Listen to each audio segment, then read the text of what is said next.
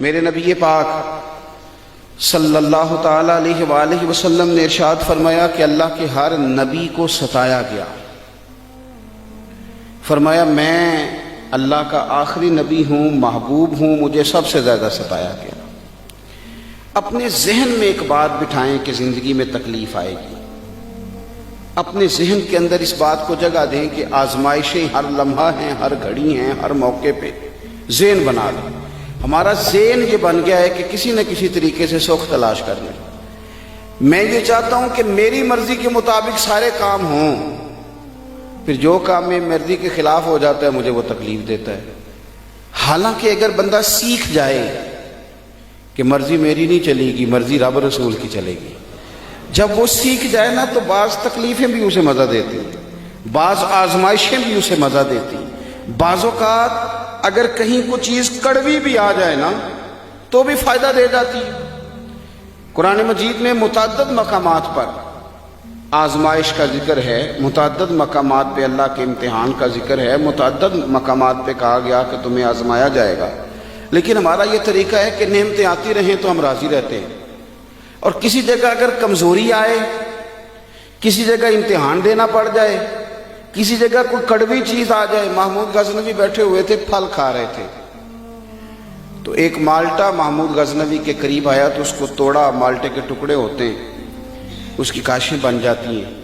ایک ٹکڑا اس نے نا کھانے سے پہلے ایاز کو دیا، ایاز فٹافٹ کھا گیا۔ اب محمود نے دوسرا حصہ اسی مالٹے کا اپنے منہ میں رکھا تو تھوک دیا، اتنا کڑوا۔ پھر پلٹ کے نظر ڈالی ایاز پہ تو کہنے لگے یار تو عجیب آدمی ہے، اتنا کڑوا تھا تو نے بتائی نہیں، گٹ گٹ کر کے تو کھا گیا ہے۔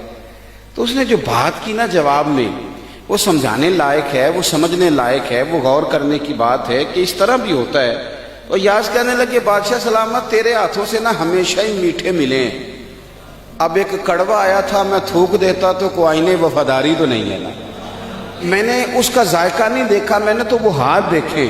وہ خدا جو نعمتیں دے اور اتنی دے کہ کہے تم سے گنی نہ جائیں، اتنی نعمتیں دے، تو وہی رب اگر کہے وَلَنَبْلُوَنَّكُمْ بِشَيْءٍ مِّنَ الْخَوْفِ وَالْجُوعِ وَنَقْصٍ مِّنَ الْأَمْوَالِ وَالْأَنفُسِ وَالثَّمَرَاتِ، تمہیں ضرور آزمایا جائے گا، خوف کے ذریعے، بھوک کے ذریعے، مال اور جانوں کی کمی کے ذریعے تمہیں آزمایا جائے گا۔ وَبَشِّرِ الصَّابِرِينَ، اگر صبر کرو گے تو پھر خوشخبریاں بھی دی جائیں گی۔